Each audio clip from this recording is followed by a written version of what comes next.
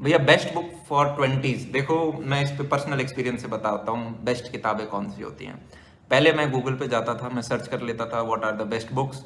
पांच छह किताब हैं जो कि मोस्ट पब्लिश्ड होंगी और वही रिकमेंडेशन में आ जाती हैं। डेल कार्नेगी की आ जाएगी, हाउ टू इन्फ्लुएंस फ्रेंड्स, बहुत अच्छी किताब है, कोई भी खराब नहीं है। रिच डैड पुअर डैड आ जाएगी, फिर एक और किताब आ जाएगी अटोमिक हैबिट्स आ जाएगी, ऐसी तीन चार किताबें और आ जाएंगी। सारी किताबें अच्छी हैं। How to Win Friends and Influence People, The Subtle Art of Not Giving a Fuck, Ikigai, The Unlimited Power by Tony Robbins, The Power of Your Subconscious Mind and The Power of Positive Thinking, Rich Dad Poor Dad, The Marketing Management, The Intelligent Investor, The Warren Buffett Way, The Rental Property, Buddha at Work, The Chanakya नीति, What are you doing with your life। इस पूरे संसार में अगर सबसे ज्यादा कोई growth में डेवलपमेंट कर सकता है तो वो यही है। क्या है वो? यही है। मैंने एक पॉइंट के बाद रियलाइज किया कि यार जो भी किताबें होती हैं जिनमें बहुत छोटा छोटा और बहुत ज्यादा टेक्स्ट होता है, मैं उनको उतना फॉलो अप नहीं कर पाता। ये मेरा पर्सनल एक्सपीरियंस था।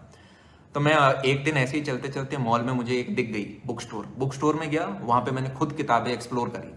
मैंने देखा कि ऐसी किताबें जिनमें थोड़ा ग्राफिक्स ज्यादा यूज हो रहे हैं, फोटो वोटो या फिर टेबल चार्ट्स बन रखी हैं, वो मैं ज्यादा समझ पाता हूँ, रिटेन कर पाता हूँ। तो अब मैं बुक स्टोर में जाता हूँ, खुद देखता हूँ, बहुत सारी होती है, हजारों किताबें होती है वहां पे, और मुझे जो लगता है कि यार मेरे जो गोल्स हैं, मिशन स्टेटमेंट है, उनसे ये पांच किताबें अलाइन हो रही हैं, वो मैं लेके आ जाता हूँ।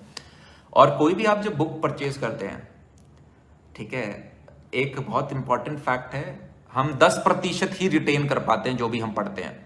तो जो भी आपने पढ़ा हो उसके नोट्स बनाने जरूरी है। और लाइव एग्जांपल मैं इसका आपको दे देता हूं। ये एक मेरी वन ऑफ द नोटबुक है, ठीक है, जिसके अंदर मैं अपने, तो आप यहां पे देखोगे हर चीज को मैंने लिख रखा है। जो भी मैं किताब के अंदर पढ़ूंगा उसको अंदर मैं लिख लूंगा, क्योंकि अब इस छोटी सी किताब को रिवाइज करना बहुत ईजी है।